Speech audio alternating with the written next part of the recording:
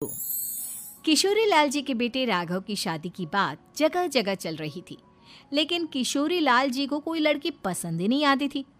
और उसकी एक ही वजह थी, किशोरी लाल जी का लालची होना। उनको लड़की वालों से मोटा दहेज चाहिए था और इसी चक्कर में एक दिन वो एक बहुत पैसे वाले के घर अपने बेटे का रिश्ता लेकर पहुंचे। उस आदमी का नाम था ओम प्रकाश। देखिए किशोरी लाल जी, मेरी एक ही बेटी है और मेरी सारी संपत्ति जायदाद सब कुछ मेरी बेटी नैना का ही है। पापा, नाम से लगता है बहुत खूबसूरत होगी। कितना अच्छा नाम है ना, नैना। ओ, वैसे बात तो सही है आपकी। अब इतना पैसा है, जमीन जायदाद है, इकलौती बेटी, आप भी क्या करेंगे? सब कुछ उसे ही देंगे ना। बिल्कुल ठीक पहचाना आपने। बस बेटी की शादी और सारी जायदाद उसके नाम। पापा, बिना देखे हाँ कर दीजिए ना। इतना अच्छा रिश्ता फिर कहाँ मिलेगा? माला माल हो जाएंगे हम। मैं अपनी बेटी को बुलाता हूँ। अरे नहीं नहीं नहीं नहीं, आपकी बेटी का नाम नैना है, सुनकर ही लगता है बहुत सुंदर होगी। रहने दीजिए अंकल, मैं तो आपकी बेटी के नाम से ही इतना खुश हो गया हूँ कि उसे बिना देखे शादी करने को तैयार हूँ। अब तो मैं उसका चेहरा सीधे शादी के बाद ही देखूंगा। और इस तरह राघव नैना का चेहरा नहीं देखता और उससे शादी कर लेता है। शादी के बाद अपनी सुहाग रात पर जब राघव नैना का घूंघट उठाकर देखता है तो नैना की आंखें बंद थी। कितनी खूबसूरत हो तुम नैना, जरा अपनी आंखें खोलकर मेरी तरफ देखो तो सही। नहीं, मुझे शर्म आती है। अरे, मैंने तुम्हें शादी से पहले भी नहीं देखा, और अब अगर तुम आंखें खोलकर मुझे देखोगी भी नहीं तो मुझे अच्छा कैसे लगेगा? इससे पहले कि नैना अपनी आंखें खोलकर राघव की तरफ देखती, अचानक से लाइट चली गई और राघव नैना को पूरी तरह से देख भी नहीं पाया। अगली सुबह नैना राघव के लिए नाश्ता बनाकर लेकर आई। अरे ये क्या, आधा पराठा सेका हुआ है और आधा बिल्कुल कच्चा। ये तुमने क्या किया नैना? बहू, तुमने क्या आधा पराठा तवे से नीचे लटका कर रखा था, जो आधा सेका है और आधा कच्चा? मुझे जितना दिखेगा उतना ही तो सीखूंगी ना पापा जी। जहाँ जहाँ मुझे नजर आ रहा था वहाँ मैंने सीख लिया, जहाँ जहाँ नहीं दिखा वहाँ कच्चा रह गया होगा। इसका क्या मतलब है? ये कैसा मजाक कर रही है तुम? अरे बहू, तुमने इतना लंबा घूंघट क्यों लगाया हुआ है? देखो, हमारे घर में बहुओं को बेटी की तरह रखा जाता है, और फिर तुम तो इतना सारा माल लेकर आई हो। देखो, ये घूंघट डालकर रखने की कोई ज़रूरत नहीं है।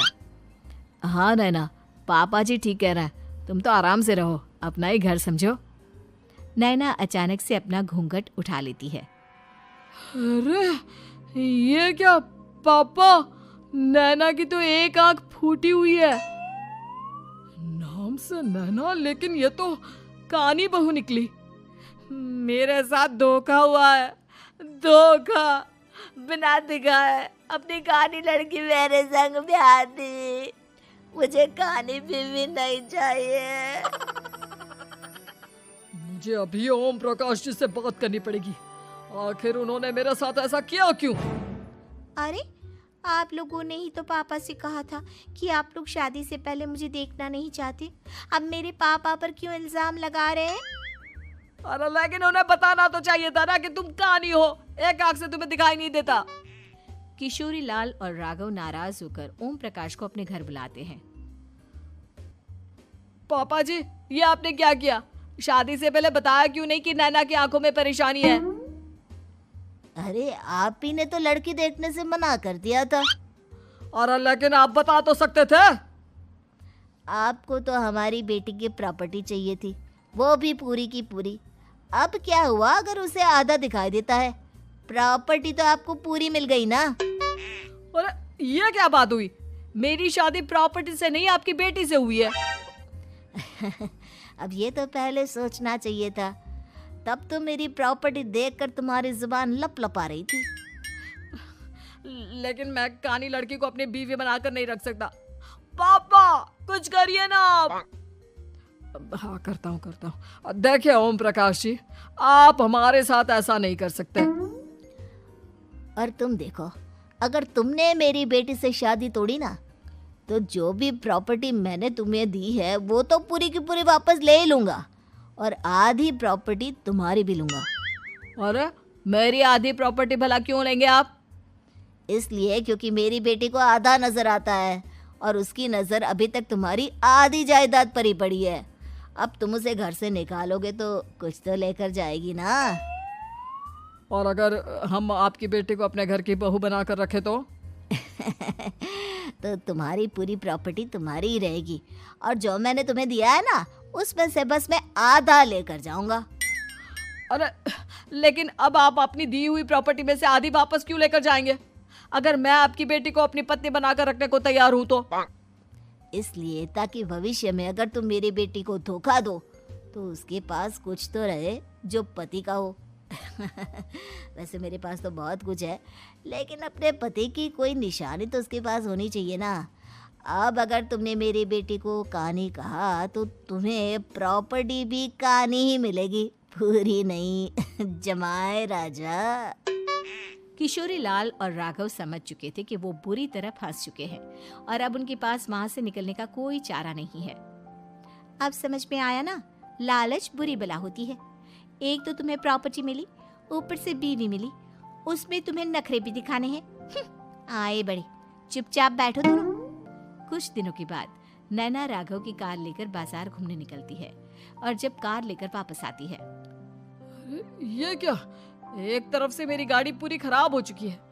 लगता है तुमने मेरी गाड़ी को किसी दूसरी गाड़ी के साथ एक्सीडेंट किया है। अरे अरे कितना बड़ा नुकसान कर दिया तुमने बहू। वो क्या है ना पापा जी, मुझे एक आंख से दिखाई नहीं दे रहा था, सामने से गाड़ी आ रही थी। मुझे तो सिर्फ आधा ही दिखाई दिया और वो गाड़ी मेरी कार से रगड़ते हुए निकल गई। अब मैं क्या करूं बताओ? आप इसे ठीक कराने के पैसे कौन देगा? तुम्हारे पापा। तुमने मुझसे इस तरह से बात की? अभी रुको। नैना राघव की शिकायत ओम प्रकाश को कर देती है। देखो राघव, अब जो मेरी आधी प्रॉपर्टी तुम्हारे पास थी ना, उसमें से आधी और मैं लेकर जाऊंगा, क्योंकि तुमने मेरी बेटी को डांटा। अरे नहीं नहीं पापा जी, गलती हो गई, माफ कर दो। गलती की तो कोई गुंजाइश ही नहीं। अगली बार मेरी बेटी को डांटा तो बची हुई आधी में से आधी और ले जाऊंगा। लालच के चक्कर में हम दोनों ने बहुत बड़ी गलती कर दी बेटा। एक तो तुम्हें कानी बहू मिली और ऊपर से जो माल मिला वो भी काना। इस तरह राघव की हर एक गलती पर ओम प्रकाश उसकी प्रॉपर्टी का आधा आधा हिस्सा लेकर अपना सारा माल वापस ले गया और राघव को कहानी